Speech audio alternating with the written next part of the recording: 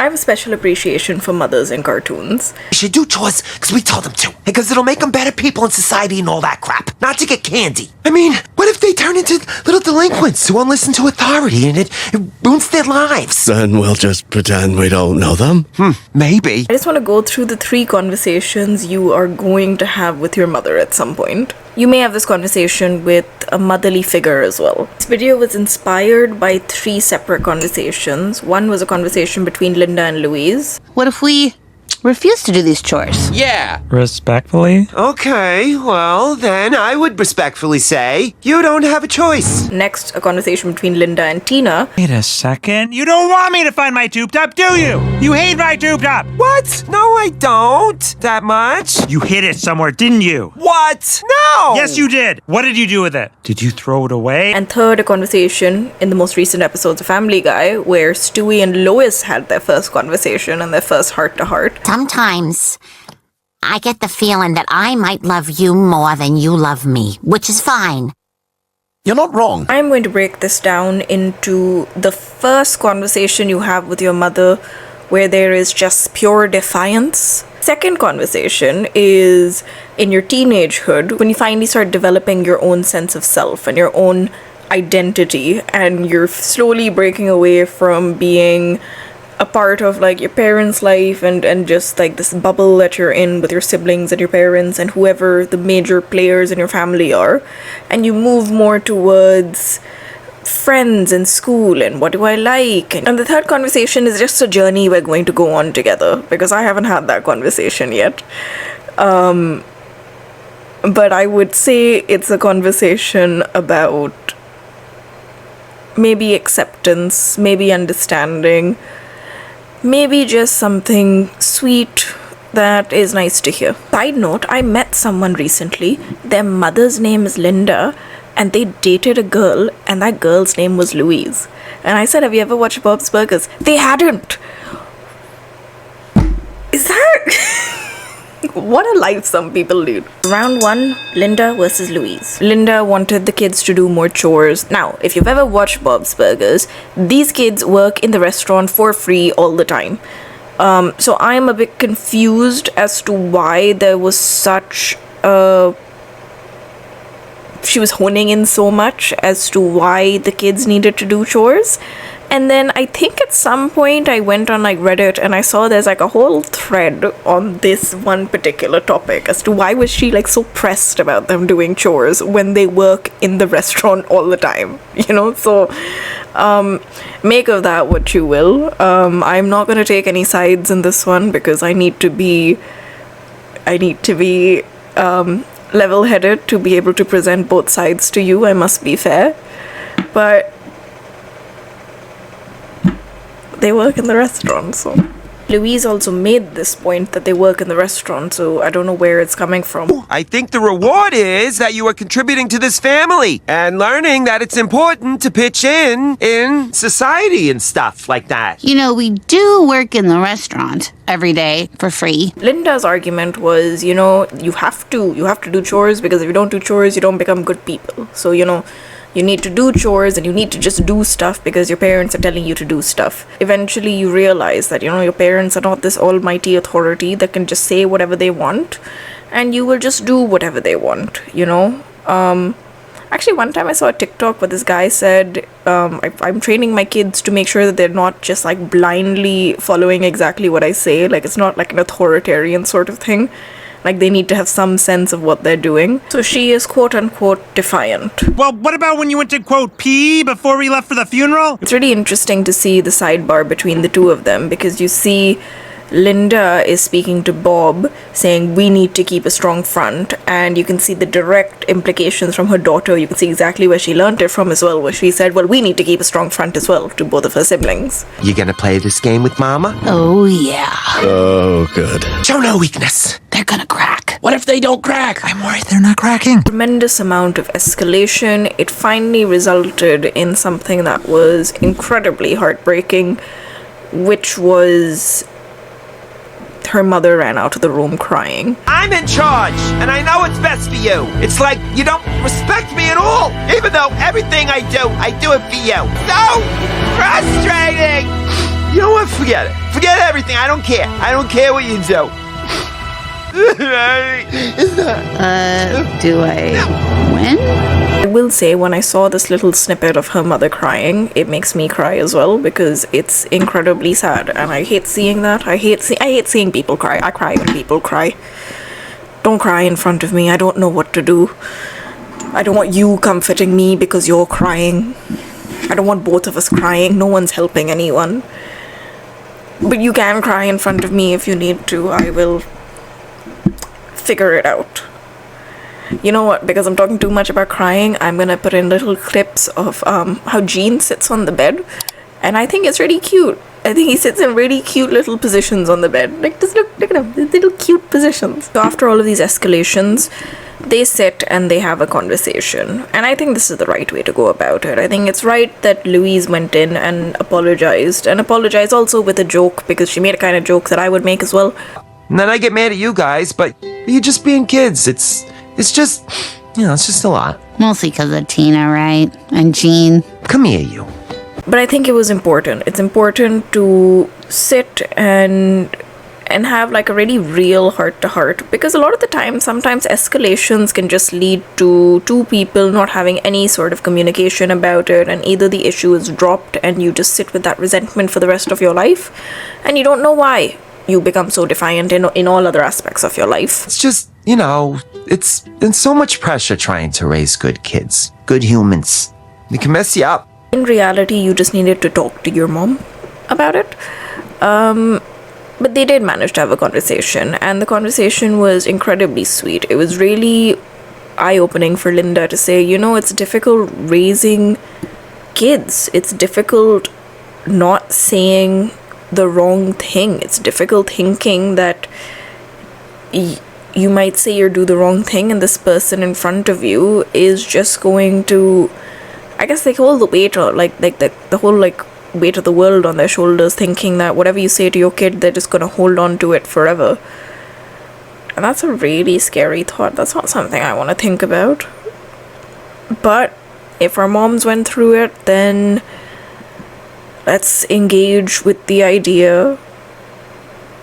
I don't know what my mom has said to me that I am still holding on to, but I'm sure there's tons of things. I was talking to my best friend recently, and she told me how at some point she was younger, and she was just, I don't know, sitting around her dad, and her dad was having a conversation with someone else. He was giving advice about another kid. He was not giving advice about his own kids. And he just said, well, is this money that you're giving, is it a gift or a loan? And for some reason, my dumb idiot friend just went,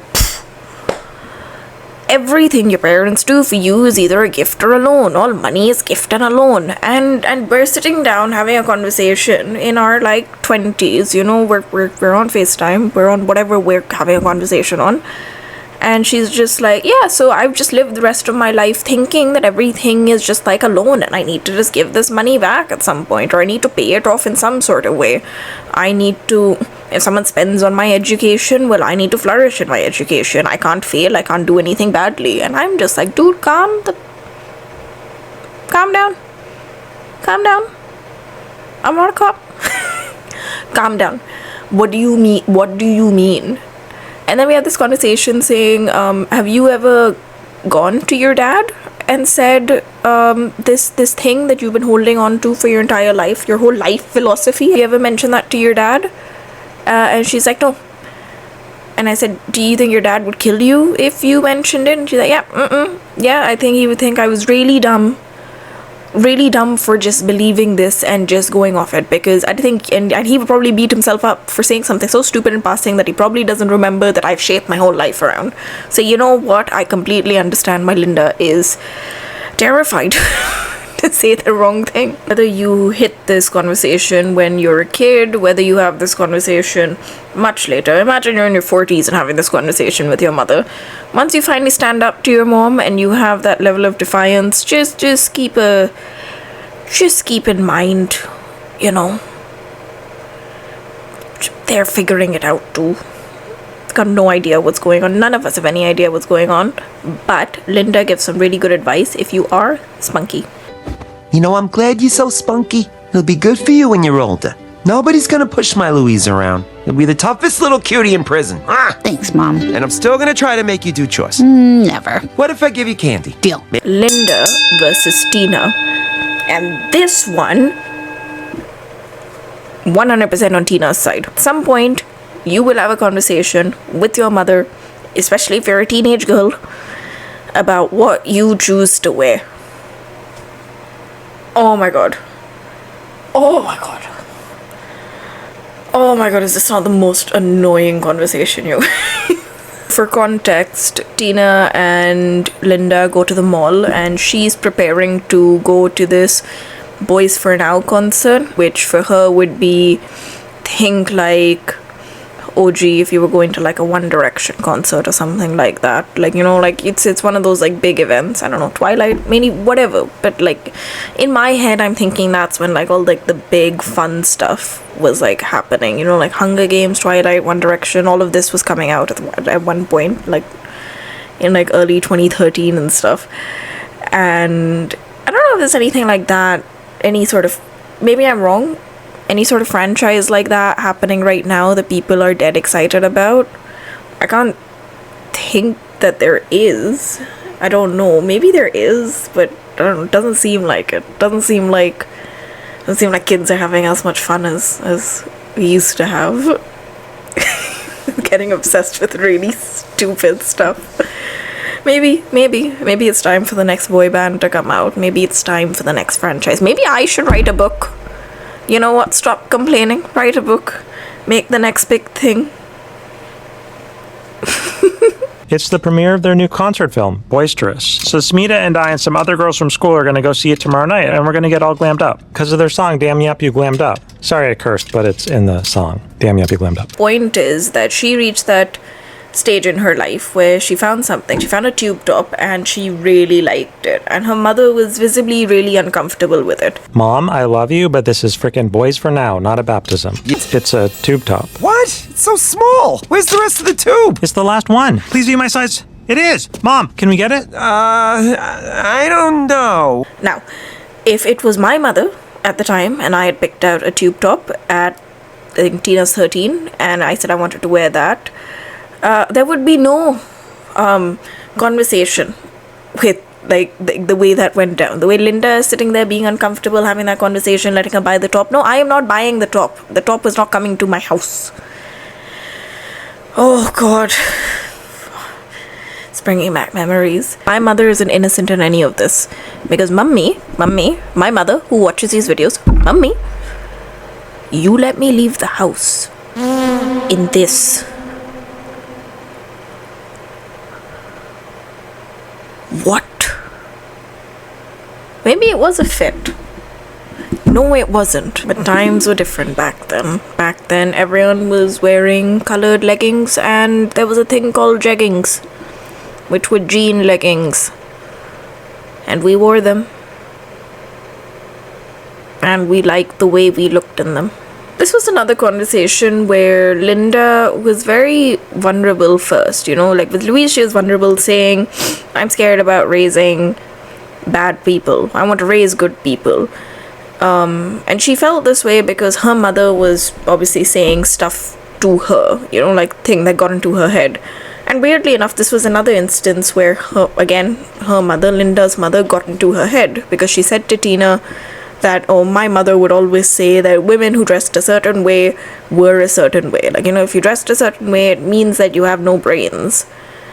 Which is stupid. It was this one summer where all the girls switched to wearing bikinis, and I didn't want to. Oh, well, why not? Well, I had a bit of a situation back then. From my navel to my downtown area, there was a pretty serious strip of hair. My mother used to say what you wore told the world if you were a smart smarty or a tart tarty. Yeah, but she was wrong, like she often is. Also, Tina's a smart smarty, so, you know, it might be fine. And it's also pointed out that it's stupid, but obviously you need to have a conversation. Edith really pulled through in this conversation. Like, she really pulled through in this episode. Baby, I was a little ashamed of my furry belly. Huh? Oh, you mean your human body? You idiot! At some point, you will develop your own identity, and when you start trying on new personalities, when you start developing your sense of style, your sense of self, what you like, what you dislike, and realize that, you know, kids are not an extension of their parents, and kids are their own people who have their own likes and dislikes and whatever they choose. I think that was a really nice moment where Tina said that, okay, if you don't like it, very split second, if you don't like it, I like it. I like the way I look. I think it's great. I think I want to wear it with my friends. This is me, and you need to take it or leave it. Why do you hate my tube top so much, Mom? Look like a hoochie hoochie. Well, I think I look really nice in it, so I'm sorry you don't like it. That's why you got rid of it? Because I look like a skanky panky? No, Tina, I didn't get rid of it. She took a stand for herself, and eventually you will take a stand. And let's just say the clothes are metaphorical in this sense. You know, having an argument about clothes is just about having another argument about identity. It's all about separation. It's all about when you finally have that conversation with your mother about being your own person. And again, I say mother, but I mean any adult figure in your life, or caretaker, any caretaker figure in your life, you will have this conversation with them. I guess where you stop becoming the kid and you start slowly becoming into the person you're going to be. Now I'm in my 20s, so I don't know when you reach the point of the person you're going to be. I feel like I'm sort of getting there. I think so. I think this is the closest I've ever felt. But if I felt that way at 13 and now I am 27... Oh god, I've given it away. But if I felt that way at 13 and I feel that way right now, I mean, it took way longer than a decade to figure that out. This is also the closest episode that has been like a body positive episode, I think. At some point you will have a conversation where you are figuring yourself out, and it might be a heated discussion, it might not be a heated discussion, but it is nice to think about what is the core of why someone is saying what they're saying. You know, I don't think moms inherently come from a bad place, or I think like when you're younger, hopefully you're surrounded by good people and they are coming from a good place as well. But there's nothing wrong with challenging people's worldviews on things, because I think a lot of people don't realize that they're carrying things from a very long time ago. They're carrying things that are inherent and weirdly they just assume is the case. And it's not until you actually just say it out loud where you're just like, that's a really odd thing that I feel and I think, and maybe I don't have to feel and think that way. And again, we got a really beautiful moment from Linda, who, when she reaches her realization, says, you know, the most important thing in my life, and I love this moment, I really do, but the most important thing in my life is that my daughter feels a certain way, and I want to I want her to be an empowered woman one day. I actually hate that friggin' tube top, and I didn't want Tina to wear it. Ugh, great. This again. The most important thing is that my daughter tried that top on and she felt beautiful. And I want her to feel beautiful and confident and good about herself. And all the other crap I'm feeling doesn't matter as much as that. Bye. Wait, Tina! Yeah? You look beautiful. Thanks, Mom. Now the final conversation between Stewie and Lois. If you haven't seen Family Guy, hopefully the clips that I put is just, it'll give you enough context to understand. The conversation I'm going to mention between them, it's a bit raw, and like I said earlier, I haven't actually had this direct conversation with my mother, but I feel like a conversation like this, inherently it comes when, you know, your mom says, I'm your mom, I've sacrificed everything for you. And to be fair, I feel a lot of us came from the generation where our mothers are the generation where our mothers sacrifice so much for us. At least this is my observation, where we, or at least my generation right now, we're taking our time with things, you know, we're discovering ourselves, we're being a bit more, and to be fair, credit to our predecessors for that. feel like I make everyone sound ancient, but you know, credit to our mothers who empowered us to reach this position, to have the freedom to sit and think and explore ourselves and our identity before tying that with motherhood, or even choosing if you want to tie that with motherhood or parenthood or relationship or career or anything, you know?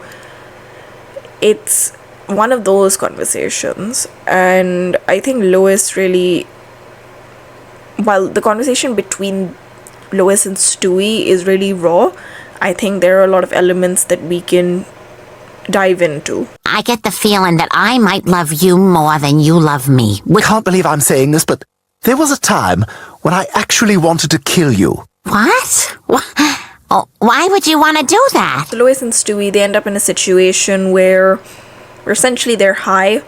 So because of that, Lois can hear Stewie talk, and it's an episode that has no cutaway gags. It's really just meant to be about them. You know, every once in a while you get an episode where it is just about them, and these are the best episodes in Family Guy. They spend time together, they have good conversations, it's really nice. Eventually they reach a restaurant, and in that restaurant, Lois says, sometimes I feel like I love you more than you love me. Is that true? Maybe because you're such a doormat. You let everyone walk all over you. Your husband, your kids, Bonnie. Stewie confirms, yes it is. Yes, I do think that you love me more than I love you, and the reason for that is because I hate the way you get treated sometimes, and the way you get treated makes me feel like you are a pushover, and that means that I don't want to be associated with any parts of you that are a pushover, because if you're a pushover and I came from you, that means I'm a pushover. If there are things that I don't like about you, that means there are things I don't like about myself. And I guess that's a normal thing, you know, the things that you hate in other people are the same things that you hate in yourself inherently. Most of the time. Some of the time. At least I've heard someone say it at some point. Maybe I just wanted to put you out of your misery.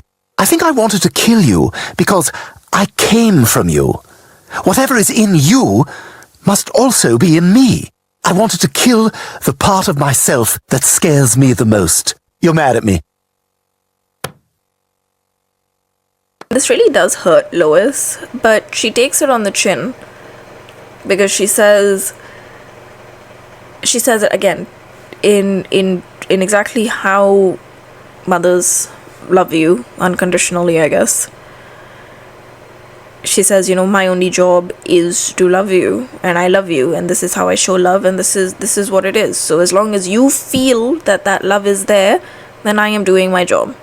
That was hard to hear, but it's okay. I'm your mom, and my job is to love you to the moon and back no matter what. Do you feel that? Yeah, I do. Good, then I'm doing my job, and all you gotta do is just be a kid. If you are harboring some sort of resentment that maybe you haven't unpacked yourself, maybe you're harboring the resentment because you didn't have the conversations that took place earlier. Maybe there wasn't room for such conversations to take place, and therefore you just bottled everything up and it sits inside of you, and that resentment gets pushed outwards, or maybe even pushed inwards towards yourself. It's not a great feeling to hold on to. And the reason I like talking about these things, the reason I like seeing these things in TV shows is sometimes you don't need to have a direct conversation. Sometimes it's okay to just take what resonates and almost heal from that if that's what you need. For our primary caregiver, even if our mother, the person you're supposed to trust the most in the world. And keep in mind, Lois has messed up before. We've seen this with Meg, where Meg has actually made such a big statement saying, you know, from the moment I was born, I was looking to you for everything, and you weren't there for me. Fine. Okay, I'm not the perfect mother. Who is? From the moment you gave birth to me, I had to trust you. I had no choice. I needed you to protect me from the world, to be my guide, to help me navigate the difficult, confusing, and vulnerable journey to becoming a person.